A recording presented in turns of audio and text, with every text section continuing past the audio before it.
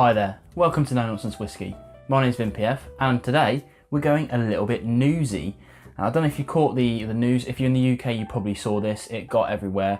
It got on stuff like Lad Bible and all of the usual news outlets that two of ALDI's whiskies, the German supermarket that's over here in the UK and probably in America and such, it made the news because it was voted one of the best whiskies in the world. Now I'm doing this one because of that news, but I also covered the one that was also in the news, the Highland Black 8. If you want to check out that review, that's just up here. But I wanted to just quickly, before I go through this review, talk about why it isn't one of the best whiskies in the world and why it isn't awarded as such. It's been blown out of proportion a little bit. Probably preaching to the choir a little bit here, but essentially the way these awards work, each whiskey is got its own categories that it fits into, and they're given one of either master, gold or silver. They're not judged against each other, they're judged on their own merits, and it's all meant to be done a bit blind, but I think they're given access to an age statement and a price point as well. So it's probably quite easy to guess when you get given an 8-year and a £13 price point. This is a no age statement from Islay, and it's the Glen Marnoch, obviously. This got a gold in its category, which was the single malt Islay standard. And it actually didn't have anything else in that category, not that they were competing against each other. The other one, the Highland Black 8-year-old, that was competing in Scotch blended up to 12 years. That also got a gold. Now they give out golds all the time. Master is even better than that. So you hear the word gold and you think first place, like Olympics, things like that. It really isn't like that. So if you've come to this video from the news articles and things like that, welcome, first of all. But also, I'd just like to tell you that these aren't the best whiskies in the world. And as we'll go through in this video, it's basically okay for its price.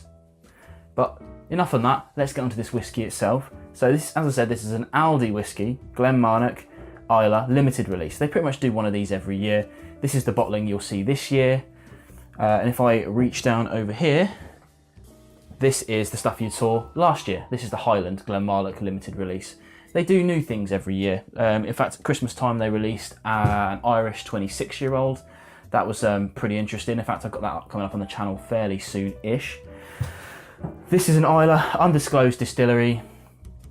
If you try it, you might have a couple of little guesses about where it is, but it really doesn't matter. But this is sold, the price point on this is ridiculous. It's £17.50 at the moment. It used to be like £18, so it's really quite cheap, and I think that's what's sending everyone a bit crazy. It's a 40%er, not sure about added colour. I imagine it is added colour because they're not going to be using the best casks on these things. But let's get into the nose and the tasting and see where we're at with it.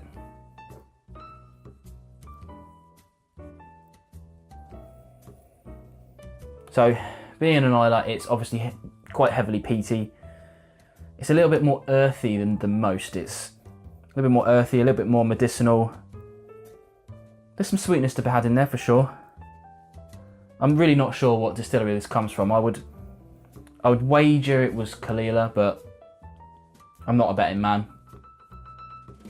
Let's try on the palate.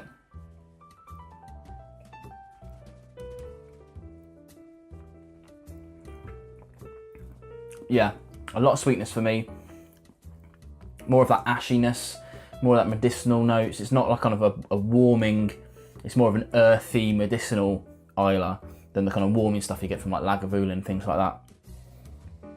But you know what, it isn't half bad. It's a cheap whiskey. It's probably been made quite cheaply and sold to Aldi really cheaply, bottled for their own stuff.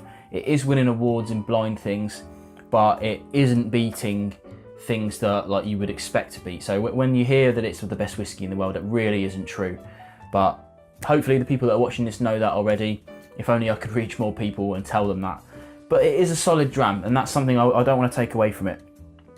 The Highland Black 8-year-old, I didn't get on with really. It was a bit chemically, and although this is kind of medicinal, it's not really. It doesn't taste synthetic like the Highland Black 8 does.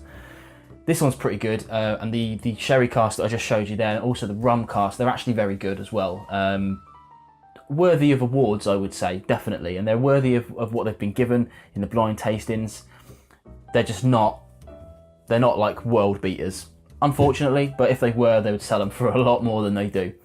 Worthy drams. Hopefully I'm going to cover the other two that I showed you a little while ago coming up soon. But there you go, that's a quick overview of this. If you want to stick in the comments below what you think about this kind of best whiskey in the world stuff that's going on and the way that the competitions are run, then let me know. I'll be glad to hear from you.